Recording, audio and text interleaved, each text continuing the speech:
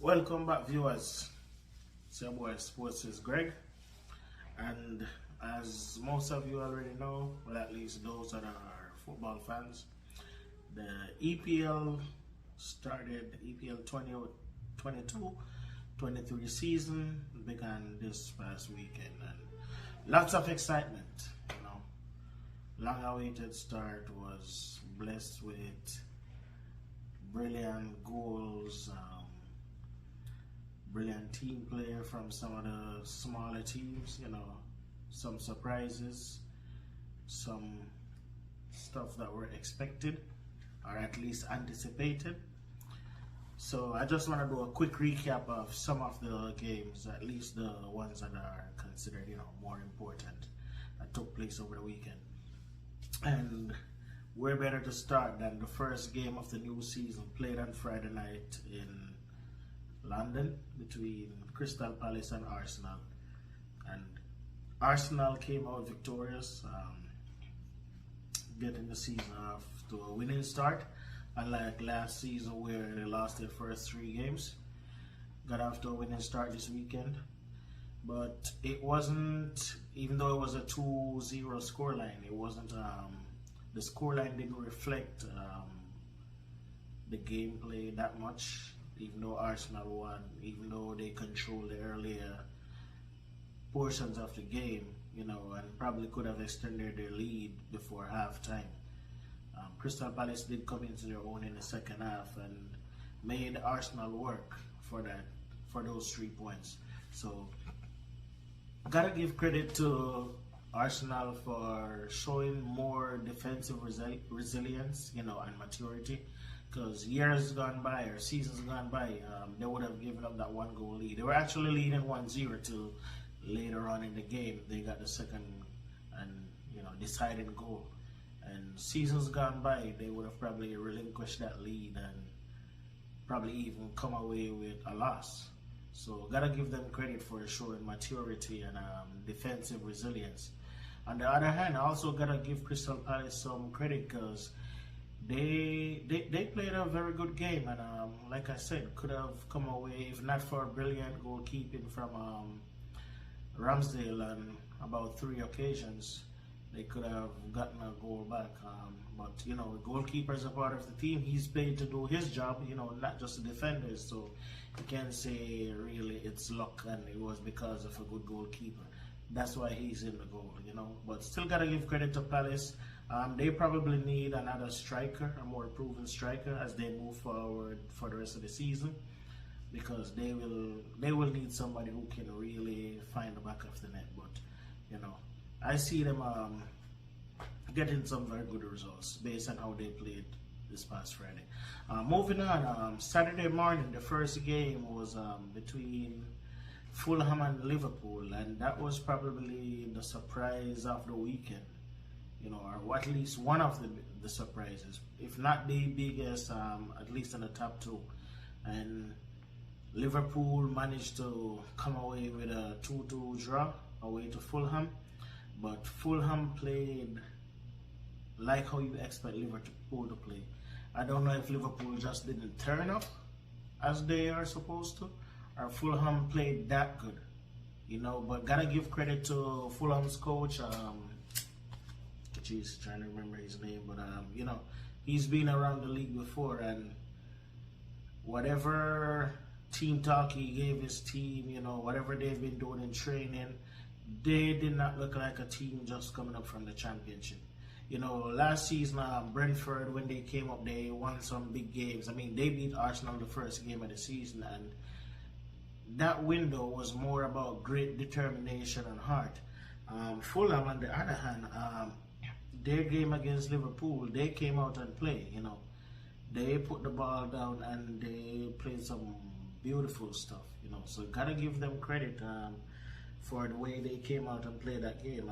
As I said, their coach, Marco Silva, he's been around the league, Watford, and I think he was at Everton for a little bit, didn't really work out, but really experienced coach, and he plays some really expansive stuff. So good game from Fulham, like I said.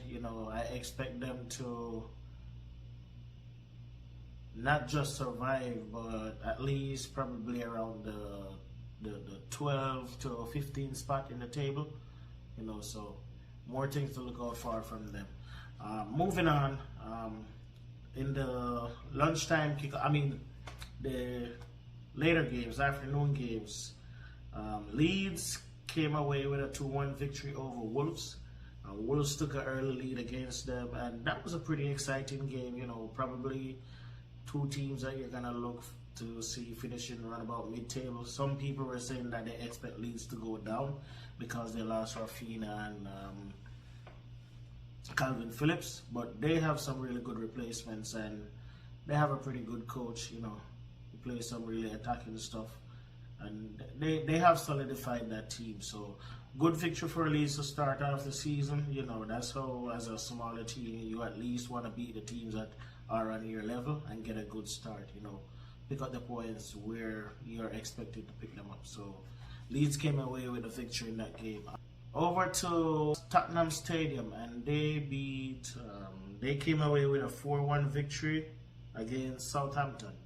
Now, Southampton also took the lead in that game and looked pretty good for the earlier parts, but after Southampton got that lead, it seems like Tottenham were awaiting, and they took over the game, took control of the game. And funny enough, like I said, a 4-1 victory with Harry Kane not scoring any of the goals.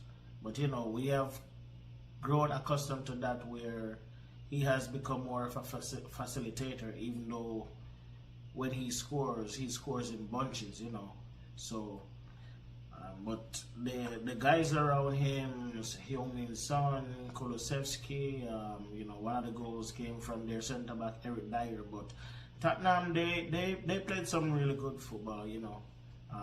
Southampton, like I said, started off good, but after they scored, it seems like they just took a step back, and Tottenham took over the game. Good to see Ryan Sessegnon getting a goal himself. Pretty good player, young player. He's been around the league for a while. Started out at Fulham, and he had a decent game. Good game in their midfield as usual. Their midfielders are pretty decent as well.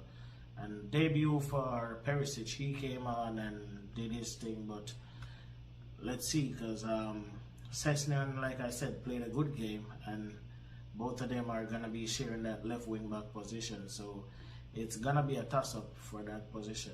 But Sessegnon, with that goal, I guess has solidified his spot over there for now, so Perisic will have to buy this time. But good game from Tottenham all around, pretty solid performance, like we have gotten used to Conte's team playing. So, pretty much it was a win that was expected, to be honest. Moving on, other Saturday game, Bournemouth, another surprise. Bournemouth beat Aston Villa 2-0. Jefferson Lerma, I didn't even know he was still at Bournemouth because I haven't watched him. Their coach, what's his name? Scotty Parker. He was at Fulham the last time they were in the league and got relegated. He got Bournemouth playing some pretty good football, and funny enough, I have Bournemouth as one of the teams to get relegated, but they came away with a surprise 2-0 victory against Aston Villa. Villa, I don't know what happened to them because they have a pretty good team, a pretty strong team, but they didn't get it together. They didn't get it right over the weekend. And one thing I wanted to point out with Villa, I don't know if Tyrone Mings is injured, but it was Konsa and Diego Carlos who started around it. So, Gerrard had taken the captaincy from Mings over the summer and during preseason, and gave it to McGinn, their central midfielder. And now Mings has found himself on the bench. So, like I said, I don't think he's injured, and they spend good money for Carlos. So that might be the new centre-back pairing between Carlos and Konsa. So who knows? Mings might be the backup centre-back from here on in. But yeah, they got surprised by Bournemouth 2-0 at Bournemouth's home. Moving on to the 12:30 game. Newcastle won the Northeast Derby against Nottingham Forest. They beat them 2-0. Fabian Schär, their centre back, with a Fabian Schär kind of goal, a cracker. Just typical of him, the ones he like to score, a rocket from way out. And Callum Wilson does what Callum Wilson does. He got on the score sheet as well and sealed it up. Brilliant game from Almiron in that game. I've always liked his hustle, how he plays, and he just goes about his job. Skilled player, but adapted to the English league kind of play really well. So good win for Newcastle. Like we have stated before, they have the money, but they have not gone out and done reckless spending. They're gradually building. Eddie Howe is working on a project there. As a matter of fact, speaking of Eddie Howe, his contract was as coach was extended last week. They gave him the job till I think it's 2025. So he has something to work with there now. He has some assurance that he's going to be the coach for a while. He has a building block. And who knows, they might go about it the traditional way and become contenders pretty soon. But yeah, good victory for Newcastle there over Nottingham Forest. Moving on to Chelsea versus Everton. Everton were one of my picks to get relegated, and they did not do anything to prove me wrong. Even though it's just the first game of the season, but apart from not playing good, their two main centre backs picked up injuries. Ben Godfrey had a broken fibula or tibia, I'm not sure which one, but he'll be out for quite a few weeks, months. And the other centre back, Yeremina, he got injured as well and had to be subbed off. So they were without any recognized centre forward at the moment, and now they're without. Well, they're down to one centre back, if my memory serves me right.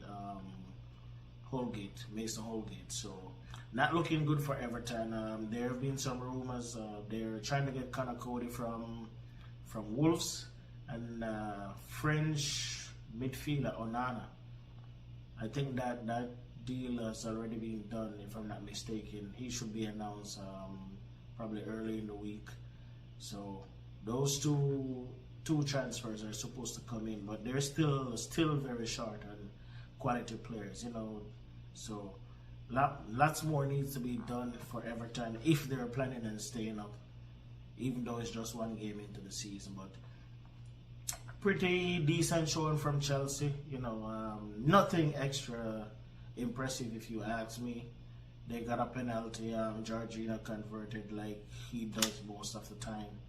But pretty solid performance from them. But up against Everton, there's not much to judge by from that. But they got the win. There's been some rumors circulating around, not sure how true it is, that Chelsea are trying to get Aubameyang and Barcelona are open to selling him. But the player himself supposedly is not interested or has declined the opportunity of the move so far. But let's see what happens, because at the end of the day, it's a business and you're in it to get paid. And if Chelsea is offering the right amount, as much as us Arsenal fans might not be happy with it, he got to think about himself and his family first, especially at this stage of his career. So it'll be interesting to see what becomes of that situation with Chelsea chasing Aubameyang. And that was it for the Saturday games. For Sunday, another one of the top two surprises of the weekend. Man United at Old Trafford for the first time in 30-something years got beaten by Brighton. Got beaten 2-1. Outplayed by Brighton.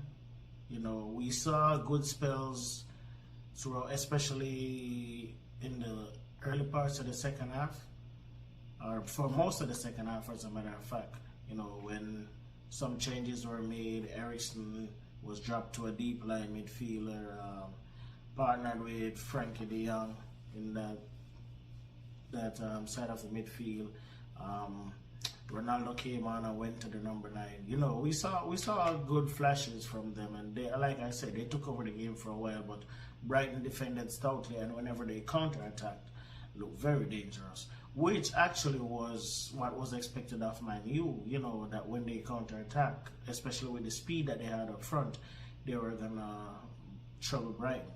But with their 3 centre-backs and 2 wing-backs, Brighton withstand any and everything they throw at them, except for the goal, which was a mistake, a mix-up between goalkeeper and defender, and resulted in an own goal. But some positives are, as far as I see it, for Man U. I know a lot of people were knocking Martinez for his size, but he showed really good speed in this game. And another thing I was impressed with was his passing. Most of his passes, especially his long-range passes, were pinpoint accurate. So, some positive there for Man U. And like I said, when they switched to Eriksen in the midfield, that worked out real well for them. But, there's no tackler in that situation. And most teams are trying to play at least with one defensive midfielder, but the Fred and McTominay combination was not working out. But this coach is a pretty technical, very good tactical guy, so I'm assuming he will learn from that and make the necessary changes come the next game. The other game saw Leicester and Brentford. That was a pretty exciting game, as a matter of fact, very exciting game. Leicester were leading 2-0 at home, and Brentford were able to come back and steal a point from them. That game ended 2-2. Leicester, might be their rumor, based on the rumors that's going around and the teams that are circling, they could end up losing probably their 3 best players currently in Tielemans, Maddison, and their central defender Wesley Fofana. Chelsea and among other teams are interested in Fofana.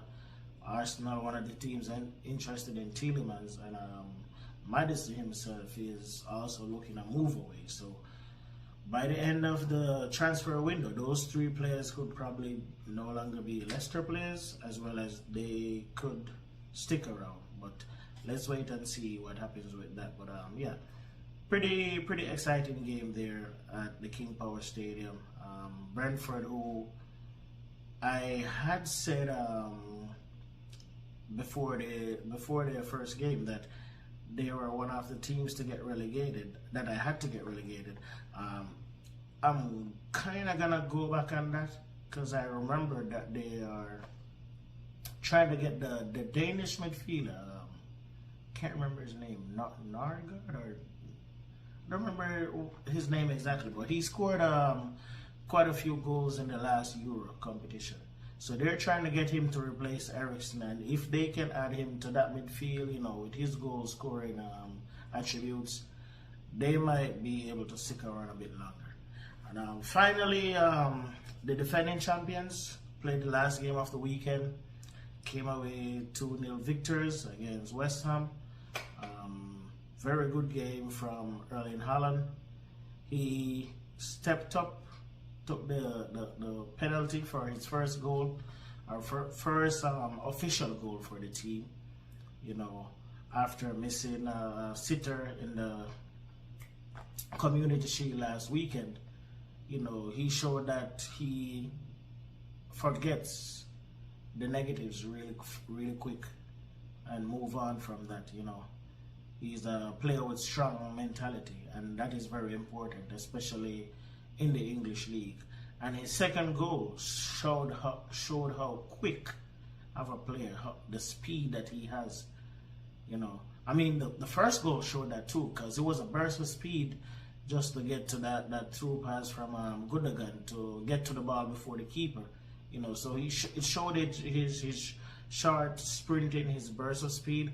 And then the second goal showed how fast he can run over long distance as well. And he was shown goal, took it very well. Could have had a hat-trick, but his header flew over the bar, which he is normally pretty good in aerial his aerial prowess is normally pretty good as well. So that was a surprise that he missed that one so badly. But apart from that, very good performance from him. Goodeghan, De Bruyne, the whole defense line. Grealish had a good game as well. So very good game from the champions. West Ham did not look themselves today. Even when they put on the Italian strikers, Kamaka, they weren't getting the deliveries into the box like we're used to West Ham doing. But let's wait and see. Probably, I don't know what if something is missing from their team. But they have all the players that they normally have. The boys, Rice, Suchek, all of those players, Lanzini, all of them were available, but they just looked off. So let's wait and see what happens from here on in. But like I said, good game from City. West Ham didn't really turn up, but apart from that, lots of exciting stuff. Can't wait for the second weekend. Until then, stay safe. Continue to like, subscribe, and share Wizards of Sports TV. Have a blessed one. Be safe. Peace.